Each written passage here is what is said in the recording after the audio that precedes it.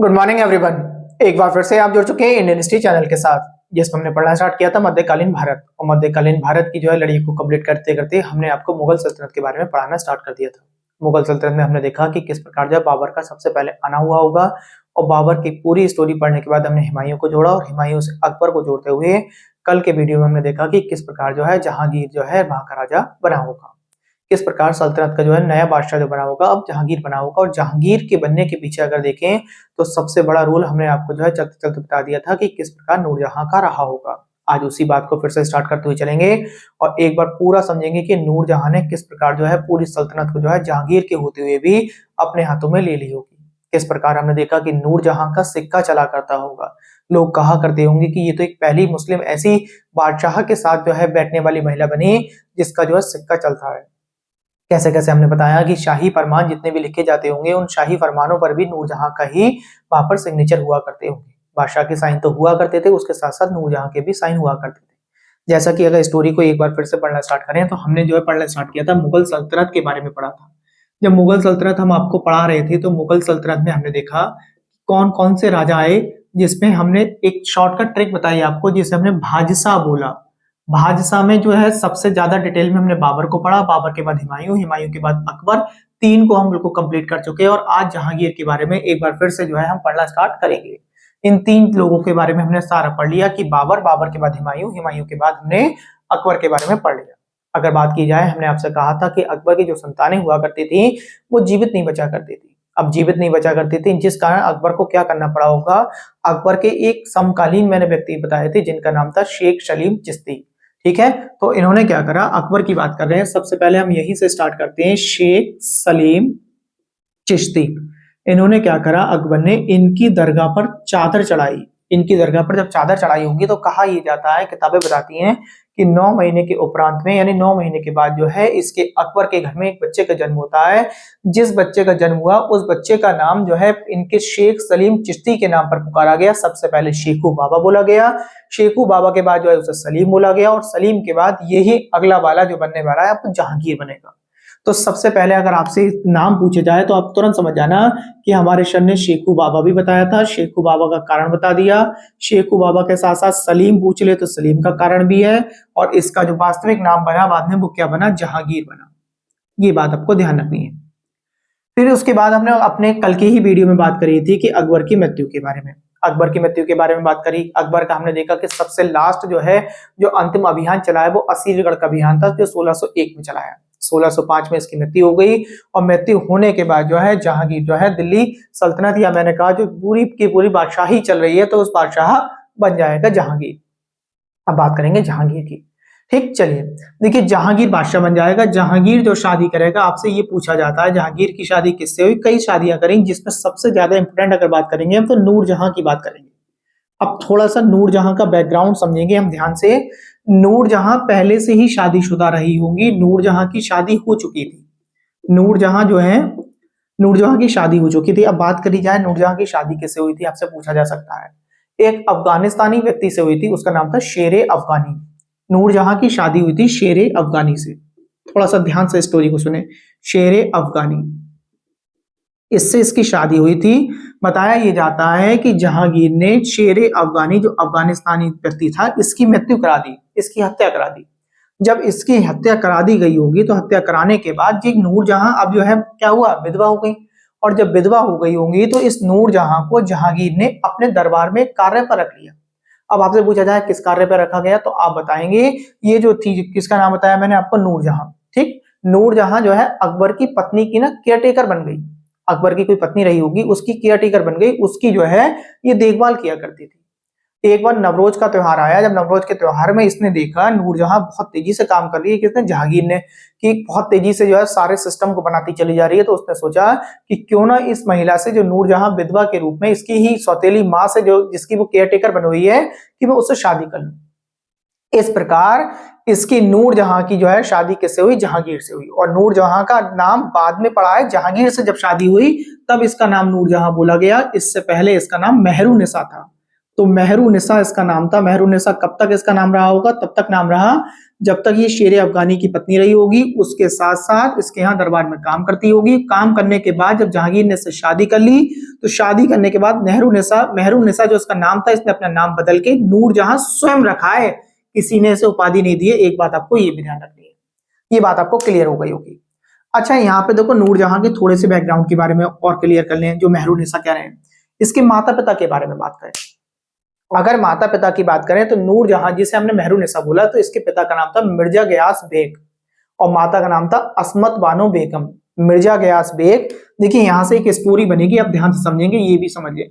Mirza Ghiyas bag, ठीक है, और इसका नाम है उस्मत बानो। उस्मत बानो ये इतनी होशियार थी, अगर मैं बात करूं जिसकी हम मेहरुन्निसा की, नूरजहां की बात कर रहे हैं, इसने अपने माता पिता को भी क्या करा, जहांगीर के दरबार में ले आई, ठीक, और अच्छे अच्छे पदों पर इसने बिठा दिया। इसके साथ साथ अगर बात करें, इन दोनों से ही एक इसकी संतान भी हुई, लड़की भी हुई, और इसकी जो लड़की होगी उसकी भी शादी इसने क्या करा, अब आने वाले जो वंशज होंगे ना इसके, उनसे ही शादी करा दी।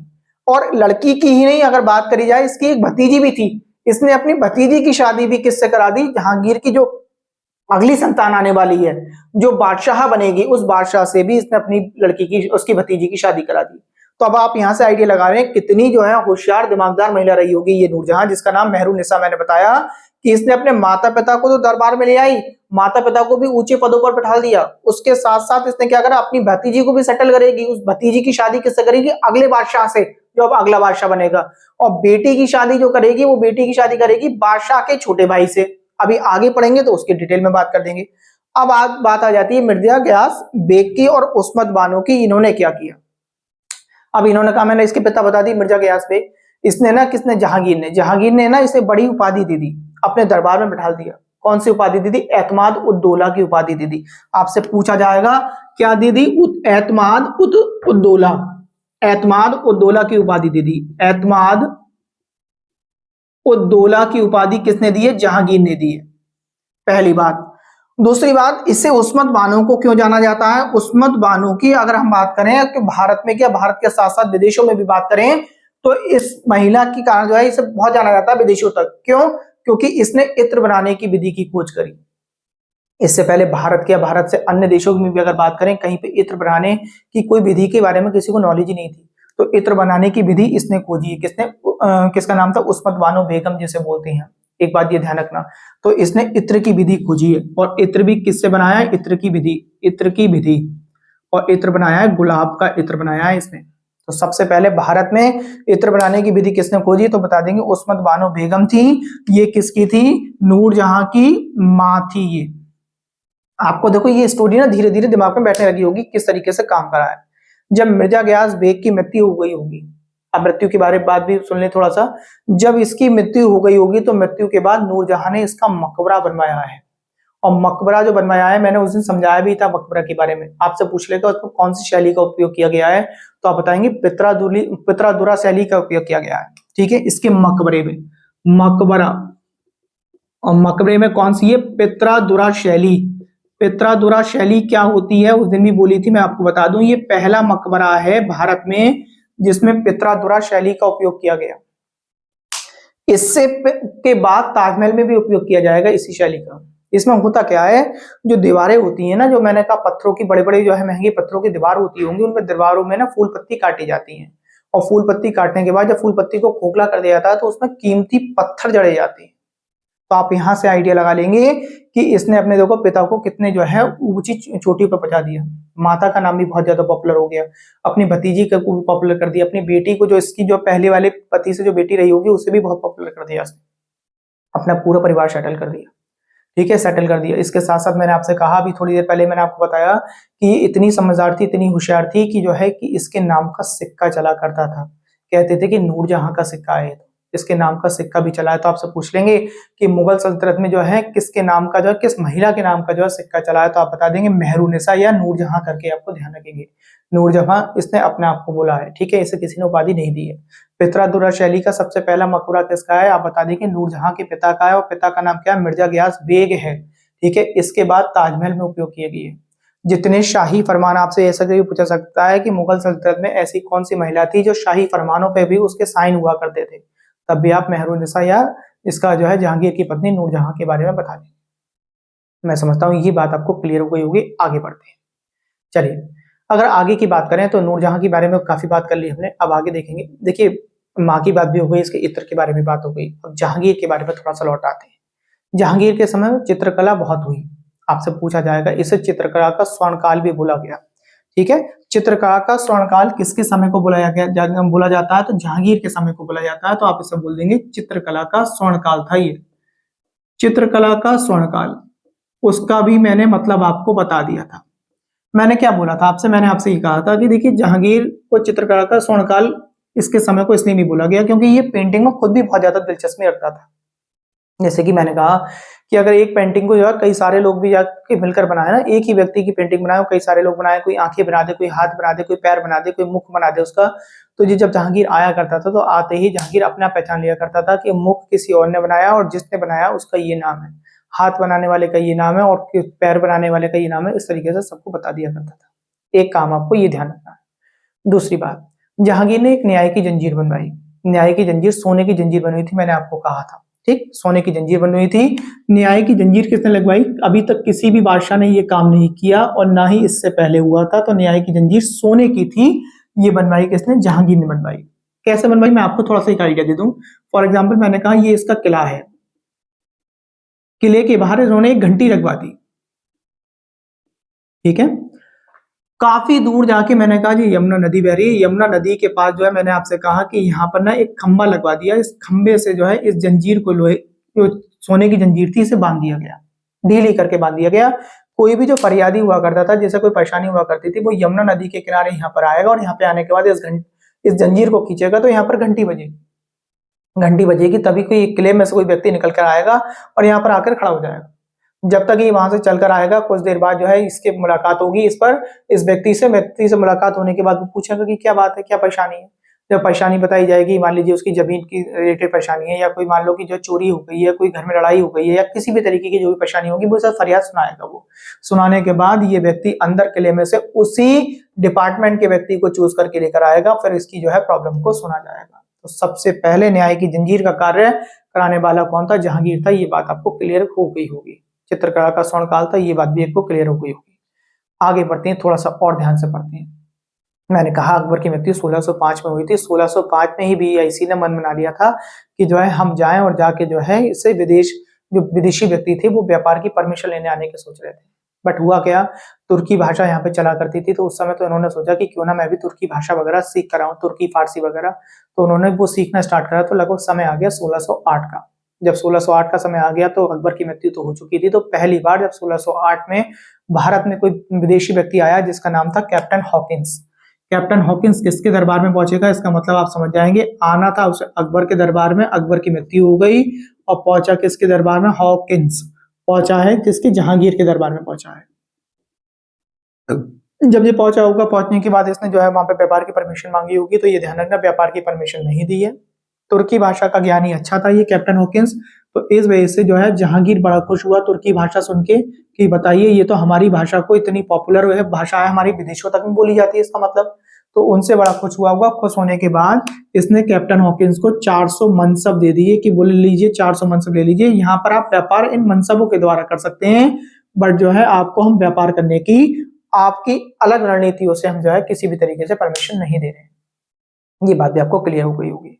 ठीक, आगे बढ़ेंगे। आगे जब बढ़े तो हमने देखा कि जब ये तो चला जाएगा, लगभग 3 वर्ष तक आएगा। ये 1608 में आया है कैप्टन हॉकिंस, में बता रहा हूँ, और 1611 में आपका ये चला जाएगा। ठीक है, 1611 में ये चला जाएगा यहाँ से भारत में, 3 वर्ष तक रहा है। इसके बाद एक दूसरा व्यक्ति आएगा। ठीक है, तब व्यापार की फिर परमिशन मांगी जाएगी। दूसरा व्यक्ति आएगा जिसका नाम था टॉमस रो।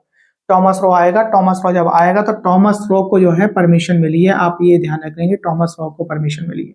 इसे दी गई है परमिशन किसकी? बिजनेस करने की। ठीक है, इससे पहले बिजनेस की परमिशन किसी को नहीं दी गई। ठीक, किसने दी परमिशन? ये भी ध्यान रखना, टॉमस रो को परमिशन देने वाला भी जहांगीर है, क्योंकि जहांगीर ही बैठा हुआ था ऐसा। अब आगे की बात करते हैं, थोड़ा सा ध्यान समझेंगे। देखिए जहांगीर ने ना शादियों के बारे में बात करें तो जोधपुर की राजकुमारी से भी शादी की है जिसका नाम था जोध भाई।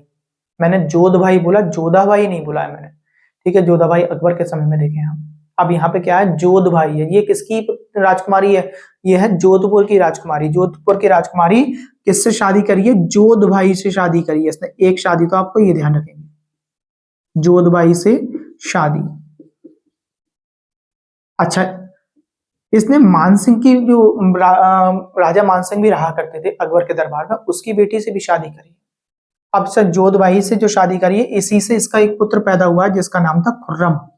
ये बात भी मैं आपको बता दूं, खुर्रम को ही आगे चल के शाहजहां बनेगा जी। ठीक है, तो आपको अभी मैंने थोड़ी देर पहले क्या कहा था कि खुर्रम ये शाहजहां बनेगा और शाहजहां बादशाह बनेगा, और इस बादशाह की शादी किससे हुई होगी, अब याद करो, मैंने कहा था जी मेहरुनिसा नूरजहां जो थी इसकी भतीजी से शादी होगी इसकी। इस तरीके से कितने दिमाग से इसने सेटल करती चली गई होगी, ये बात आपको ध्यान रखना है बहुत ज्यादा। चलिए आगे बढ़ते हैं, हमने कंपनी की भी बात कर ली, कंपनी के साथ साथ नूरजहां के बारे में खूब समझ लिया। अब इसके बारे में बात करें, देखिए मैंने अभी आपसे कहा था कि 1605 में अकबर की मृत्यु हुई है, तो 1605 में जब अकबर की मृत्यु हुई होगी तो 1605 में ये बादशाह बन गया होगा कौन, जहांगीर। 1605 में जब ये बादशाह बन गया होगा तो 1606 में इसके खिलाफ पहला विद्रोह हुआ, 1606 में विद्रोह हुआ। अब इस विद्रोह को थोड़ा सा ध्यान से समझना, इससे कई कहानियां जुड़ेंगी आपके मन में, कई कहानियां बनेंगी और वहीं की वहीं समाप्त हो जाएंगी तुरंत ही। 1606 में एक विद्रोह हुआ, और विद्रोह जो करा है इसी के बेटे ने करा, एक बेटा और था इसका। वो किससे था, मानसिंह की बहन से था, मानबाई से। मानसिंह की बहन जो होंगी, इसकी जहांगीर की शादी जो है, अब आपको ऐसा करके एक पॉइंट बना दे रहा हूं कि देखो जहांगीर जो था, मैंने कहा जहांगीर की शादी किससे हुई है, मानबाई से भी हुई है।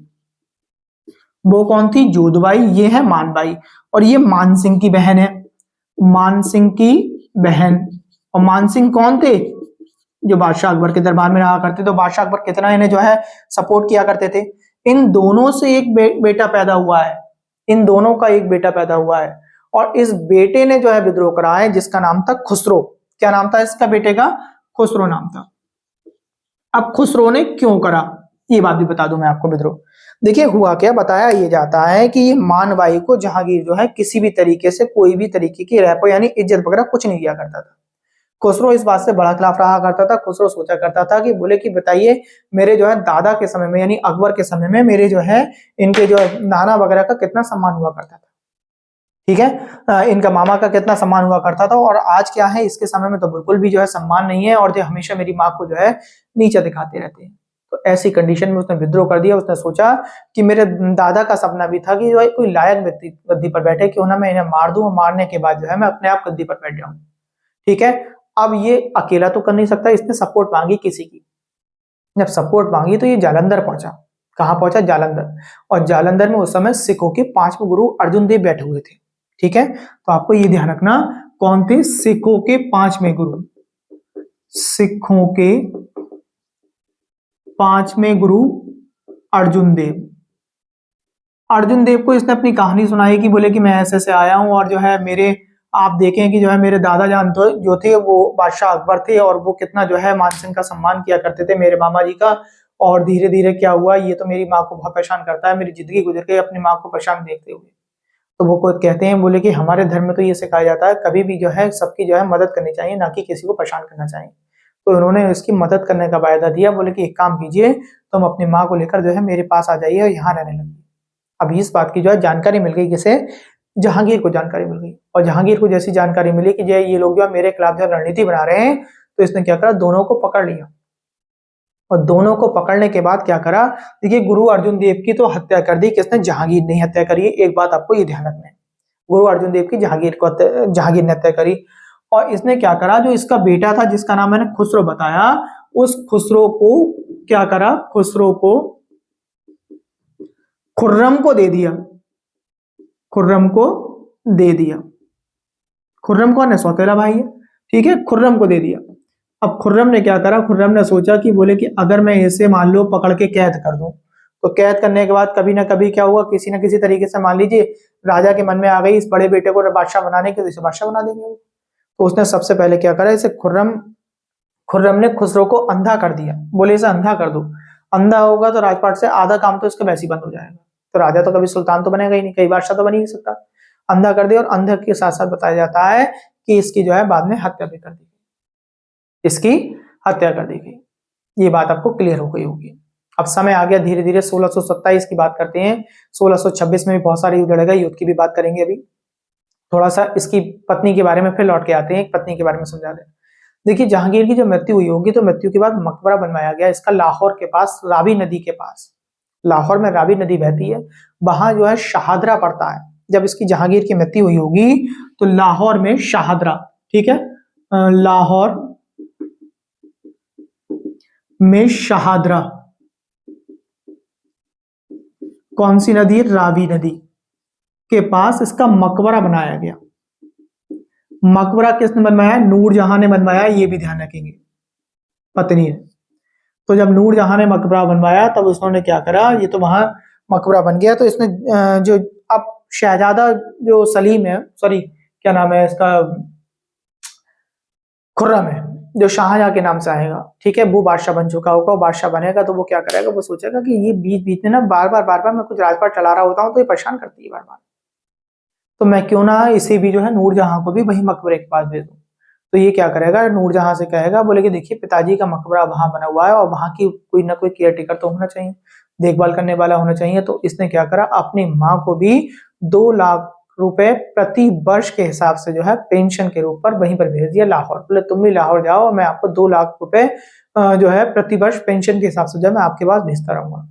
बताया जाता है लगभग जो है 18 साल बाद जो है इसकी जाके भी मृत्यु वहीं हो जाएगी और इसका मकबरा भी वहीं बना हुआ है नूरजहां का।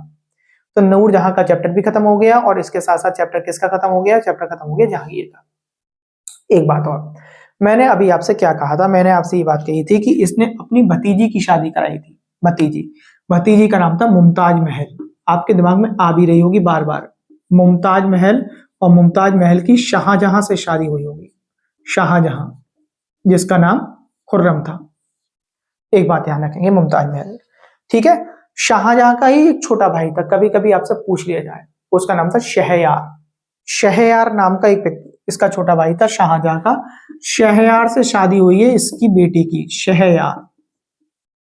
कौन सी बेटी की? जो शेरे अफगानी से इसकी एक पुत्री हुई होगी और उस पुत्री की शादी इसने किससे करी? शाहजहां के छोटे बेटे से करी। तो इस तरीके से देखिए परिवार को कितना अच्छा से सेटल करके चली गई, ये बात आपको क्लियर हो गई होगी।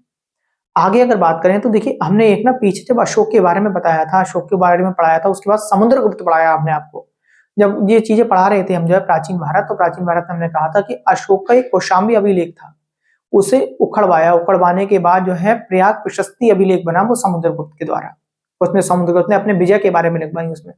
फिर हमने कहा कि उसके बाद इस पर मुगल जो है उसी समय बताए थे हमने कि मुगल सल्तनत में जहांगीर और उसके साथ साथ एक बीरबल के नाम भी इस पे देखने को मिलते हैं। तो आप ध्यान रखना, जहांगीर ने भी अपना नाम अंकित कराया है किस पर? कौशाम्बी स्तंभ पर, अशोक का जो कौशाम्बी स्तंभ है। तो आपको फिर मैं बता रहा हूं, उस समय भी मैंने आपको बताया था अशोक का कौशाम्बी स्तंभ, अशोक का कौशाम्बी स्तंभ। और ऐसा करके ध्यान रखना, देखिए कहानी मैंने उस समय बहुत अच्छे करके सुनाई थी, छोटी सी फिर बता देता हूं मैं आपको कि जो अशोक का कौशाम्बी स्तंभ इसने उखड़ पाया था समुद्रगुप्त ने, तो अपनी प्रयाग विजय जो हुई थी इसकी, प्रयाग यानी प्रयागराज जिसे हम इलाहाबाद के नाम से जानते हैं, वो जो विजय हुई थी उस विजय को इस पे लिखवाया था। तो ये प्रयाग प्रशस्ति अभिलेख के नाम से जो है पॉपुलर हुआ और उस पर जहांगीर का नाम है, जहांगीर के साथ साथ बीरबल का नाम भी मिलेगा इस पे। एक बात आप ये ध्यान रखेंगे। इसने जो है कई तरीके के इसके जहांगीर के समय में विद्रोह भी हुए होंगे। तो एक विद्रोह हुआ अगर हम बात करें, देखिए महाराणा प्रताप का नाम सुना होगा आपने। महाराणा प्रताप की हमने अकबर के साथ में लड़ाई भी बताई। देखिए याद कीजिए, हमने देखा कि सबसे पहले बाबर की लड़ाई हुई थी किससे? राणा सांगा से 1527 में, जैसे हमने खानवा का युद्ध आपको पढ़ाया था, याद करिए दोबारा से लौटिए बाबर की तरफ। हमने पढ़ाया था कितना खानवा के युद्ध में बताया था, चंदेरी का युद्ध बताया कि क्या क्या कारण थे आके जब राणा सांगा और बाबर के बीच में हुई 1527 में खानवा का युद्ध हुआ, तो उसमें इसकी हार हुई थी राणा सांगा की, उसमें भी बाबर जीता। उसके बाद उसके राणा सांगा के पोते की लड़ाई हुई। राणा सांगा का पोता कौन था? महाराणा प्रताप था, और महाराणा प्रताप पोता था, और इधर से बाबर का पोते की हुई थी अकबर की। तो फिर दोनों के पोते टकराए थे, और मैंने आपको बताया था अकबर खुद नहीं गए थे, ये फिर ध्यान रखना, किताबों में कहीं कहीं दे रखा है, कहीं कहीं बिल्कुल साफ साफ मना कर दिया है, उसमें मानसिंह गए थे, ठीक है। तो जब वो लड़ाई हुई थी मगर सल्तनत पे तो अकबर का ही राज था, तो इसलिए बोला जाता है कि इसकी महाराणा प्रताप और अकबर के बीच में हुई, बट लड़ने कौन गया था? मानसिंह। तो जिसे हमने 1576 का हल्दी घाटी का युद्ध बोला, तो हल्दी घाटी के युद्ध में भी क्या हुआ? बादशाह अकबर की जीत हुई। उसमें भी ये हार गया पोता उसका, किसका, राणा सांगा का। अब इन दोनों के अगर मैं कहूं तो अब नई नीचे जो पीढ़ी आएंगी, अब आएंगे अमर सिंह। अब महाराणा प्रताप वाली जो पीढ़ी चल रही है वो है अमर सिंह, और इधर से अकबर का पोता लड़ेगा जाके खुर्रम, और दोनों लड़ेंगे ये, और दोनों लड़ने के बाद कोई परिणाम नहीं निकलेगा, जिसमें जो है परिणाम क्या होगा, परिणाम पक्ष में होगा, इसके खुर्रम के पक्ष में होगा। तो ये ध्यान रखना, शहजादे खुर्रम ने जो है महाराणा के जो पुत्र था अमर सिंह, उसके खिलाफ एक युद्ध लड़ा है और युद्ध में संधि करनी पड़ेगी। ये आप ध्यान रखेंगे, सैन्य अभियान जो चलाया होगा तो आप ध्यान रखेंगे। तो अमर सिंह से संधि करी है किसने, खुर्रम ने करी है। खुर्रम यानी शाहजहां, ठीक है। खुर्रम मैं क्यों बोल रहा हूं, यहाँ पर खुर्रम ही लिख रहा हूं, तो आप जैसे ही खुर्रम लिखा हुआ आ जाए तो आप तुरंत समझाना कि इस समय राजपाट जहांगीर का चल रहा होगा। खुर्रम ने अमर सिंह से संधि की, अमर सिंह से संधि, ये बात आपको याद कर लेनी है, खूब पूछी जाती है आपसे, ठीक है। एक बात आपको ये भी याद हो गई। आगे चलें। अब पूछता है कभी कभी कि इसने इतना सारा काम किया जहांगीर ने, हमने देखा चित्रकला में भी कोई सिक्का विक्का भी चलाया था नहीं, तो इसके समय में एक सिक्का भी चला था, सिक्का को बोलते हैं निसार। तो जहांगीर ने एक सिक्का चलाया है, उस सिक्के का नाम क्या था, निसार नाम का एक सिक्का चलाया। सिक्का कौन सा था, निसार सिक्का था, जहांगीर ने चलाया। आपसे पूछा जाएगा, ठीक है, कि जहांगीर के समय में कौन सी मुद्रा चलती थी, तो आप निसार बताएंगे। 1620 में इसने कांगड़ा पे विजय प्राप्त की है, कांगड़ा में भी जो युद्ध लड़ा किसने, जहांगीर ने, उसमें जो है इसकी विजय हुई। उसके बाद 1626 में इसने जो है महाबत खां का एक विद्रोह दबाया है, ठीक है। महाबत खां का एक विद्रोह हुआ था, छोटा सा विद्रोह था, उसे दबाया। इसके दरबार में एक व्यक्ति के नाम पूछ लिया जाता है जिसका नाम था जगन्नाथ, कवि थे वो, संस्कृत के कवि। तो संस्कृत के कवि जगन्नाथ थे, उन्हें इसने जहांगीर ने एक उपाधि दी है, उसका नाम था पंडित राज। तो पंडित राज की इसने उपाधि दी है। और 1627 में जाके जो है जहांगीर की भीम बार में जाके इसकी मृत्यु हो गई है। तो यहाँ इसका जो है चैप्टर खत्म हो जाएगा। एक इसने जहांगीर ने फारसी भाषा में जो है अपनी आत्मकथा लिखी है, उसका नाम था तुझो-के जहांगीरी, ठीक है। तो तुझो-के जहांगीरी लिख दे रहा हूं मैं आपको, आत्मकथा है इसकी, फारसी भाषा में है, तुझो-के जहांगीरी, तुझो-के जहांगीरी। ये कौन सी भाषा में है आप बताएंगे, फारसी भाषा में। किसकी है, जो जहांगीर की है। ये क्या है, आत्मकथा है। तो 20 पॉइंट मैंने समझाए, सारी डिटेल नूरजहां के बारे में आपको समझा दी, आपके समझ में आ गई होगी नूरजहां के बारे में, कैसे कैसे मेहरुनिसा से नूरजहां बनी, कितने काम किए, ये सारी बातें आपको क्लियर हो गई होंगी, ठीक। ये क्या थी, केयरटेकर थी, किसकी, अकबर की पत्नी की। अकबर की पत्नी का नाम अगर आपसे पूछ ले जिसकी केयरटेकर थी, उसका नाम बताएंगे सलीमा बानो बेगम, ठीक है। आपको इस बात को भी ध्यान रखेंगे, ठीक। आगे अगर बात करें, आगे मैंने आपको इसका जो है मकबरा भी बता दिया, कहाँ है, लाहौर में है। लाहौर में शाहदरा में, शाहदरा में हम बताया रावी नदी पड़ती है, उसके किनारे इसका मकबरा बना हुआ है। हमने युद्धों के बारे में भी एक बार फिर से बता दिया, खानवा का युद्ध फिर बता दिया, 1527 में हुआ, 1576 में हल्दी घाटी का युद्ध हुआ, मानसिंह गए थे अकबर की ओर से, और उसके बाद हमने अमर सिंह और खुर्रम के बीच में बता दिया, तीनों पीढ़ियों के युद्धों के बारे में बता दिया। यहाँ जहांगीर के बारे में मैं समझता हूँ पूरा टॉपिक कंप्लीट हो गया, नूरजहां के बारे में पूरा टॉपिक कंप्लीट हो गया।